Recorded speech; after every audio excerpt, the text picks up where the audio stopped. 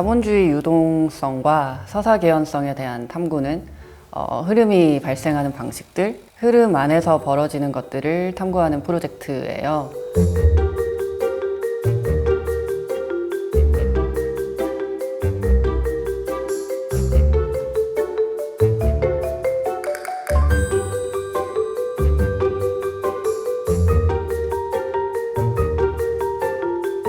화폐랑 상품이 끝없이 오고 가는 이 자본주의 세계에서 유동성, 리퀴디티는 단어 그대로 한 자산이나 경제 주체가 얼마나 물 흐르듯이 유연하게 자신의 구매력이나 교환 능력, 또 신용 가능성을 발휘해서 흐름을 만들어 나갈 수 있는지를 나타내는 지표일 텐데요. 이것이 이야기의 방식과 유사할 수 있겠다는 생각이 들었어요. 서사라는 것 또한 그 인물들, 사건들이 정지된 상태로 가만히 있는 게 아니라 끊임없이 행위하면서 새로운 국면들로 타고 넘어가야 하는 것일 텐데, 이때 이 허구나 가상의 프레임 안에 있는 것들이 보는 이들에게 허무맹랑한 것이 되지 않고 그럼직한 그 설득력을 갖춰내도록 하는 개연성의 지표들이 무엇일지 함께 살펴보고 싶었습니다. 자본주의라는 망망대해에서 제가 붙잡은 나무토막은 게임이었어요. 현실의 세상은 내가 한눈에 보기에 너무 어렵지만 게임 속의 세상이라면 이야기가 다르죠. 5명으로 구성된 병 소사이어티 안에 시용이라는 단위의 화폐를 만들어서 유통을 하고 각각 역할을 분담을 했어요. 일단 한 달에 한 번 기본소득이 주어지고 그 밖에 출석, 퇴실 체크 등의 어떤 태스크를 수행하면 추가로 소득을 얻을 수 있었어요. 상점이 있으면 또 벌점이 있어야 되잖아요. 이 사회 안에서 각종 범죄가 일어나면 그 범죄를 해결하기 위해서 재판을 열기도 했어요. 가장 기억에 남는 사건은 시용 도난 사건이에요. 어떤 물음의 시작이자 제 주된 관심사는 화폐였습니다. 비록 저희 5이 전부긴 하지만 저희의 작은 소사이어티, 즉 사회 안에서 화폐를 통용시키고 그 흐름을 실험 관찰해보니까 화폐의 등장 이후로 미묘한 관계 변화와 함께 무시무시한 인간 본성을 마주하게 되더라고요. 한편으로는 구성원 모두가 화폐 욕망으로 들끓었다는 건 가상화폐인 시용이 병소사이어티 경제 속 모든 교환 과정에서 그 당사자가 언제 어디서나 받아들일 수 있는 것이 되었으며 우리를 예속하는 정식 화폐로 무사 안착했다는 방증이지 않을까 합니다. 텍스트로 오늘날의 이 세계와 이 사실들을 리서치하는 것에서 그치지 않고 이 공간에서 직접 이제 국가를 운영하고 화폐를 유통하고 여러 게임의 논리를 탐구하면서 대화를 나누는 과정에서 저한테 가장 인상적으로 다가왔던 거는 이 모든 게 결과적으로는 이 공간 안에서 다 가상이라는 틀을 입고 진행되었다는 점인데요. 여러 기간에 걸쳐서 직접적으로 수행을 했었지만 이 모든 과정이 결국은 오경이라는 이 틀과 이 세계관을 벗어나지 못하는 실험 과정이었기 때문에 오히려 저희가 그 논리와 틀을 모두 참조하되 저희가 그 틀들에 묘하게 살을 붙이면서 엮어버리는 과정을 보면서 개연성이라는 것에 대한 새로운 가능성을 확인해 볼 수 있었던 것 같아요. 화폐에 대해서 리서치를 시작하고 보니까 곧바로 맞닥뜨리게 된 것이 바로 가치라는 단어였어요.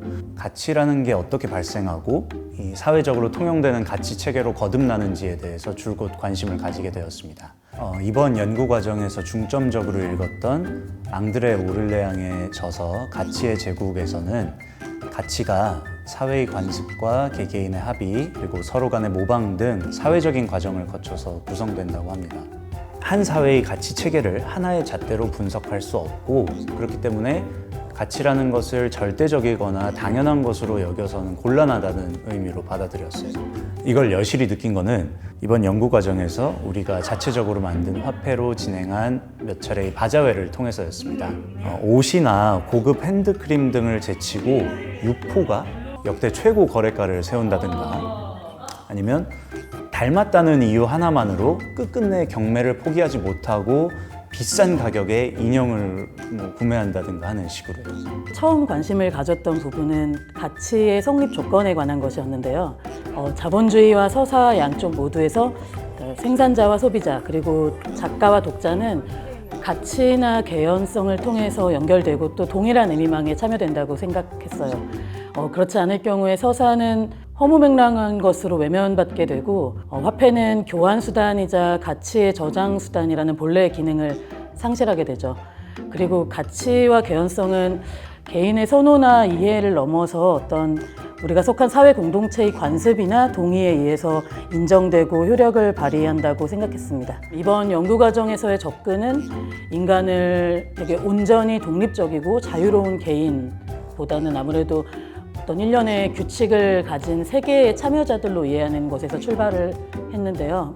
리서치 과정에서 이제 실제로 어떤 가치가 성립하고 또 작동하는 거를 지켜보는 게 제일 흥미로운 경험이었던 것 같아요.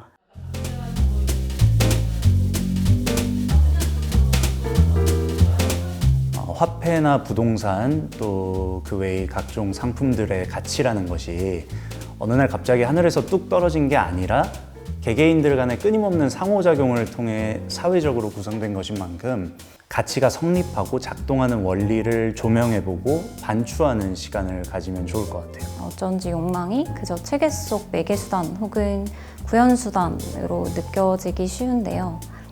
오히려 이를 전복시키면 욕망이 욕망 그 자체로서 구체성을 갖고 그렇게 범람해서 다르게 흐를 가능성이 있지 않을까? 연구 과정에서 목격하고 탐구한 것들을 촘촘하게 집약해서 세계관을 만들고 다시 그 세계관을 바탕으로 게임을 프로그래밍하는 거예요. 문득 그 보드게임 그리고 삶에서 주사위를 던지는 인간의 마음이 무엇인지 생각을 좀 해보게 됐었어요. 자본주의 게임의 세계 가운데서 우리가 과연 어떤 개연성을 필요로 하게 될지 좀 더 나아가서 생각해 보자면 우리는 자신에게 그리고 이 게임에 함께 참여하는 타인에게 어떤 존재가 될 수 있을지 좀 궁금했습니다.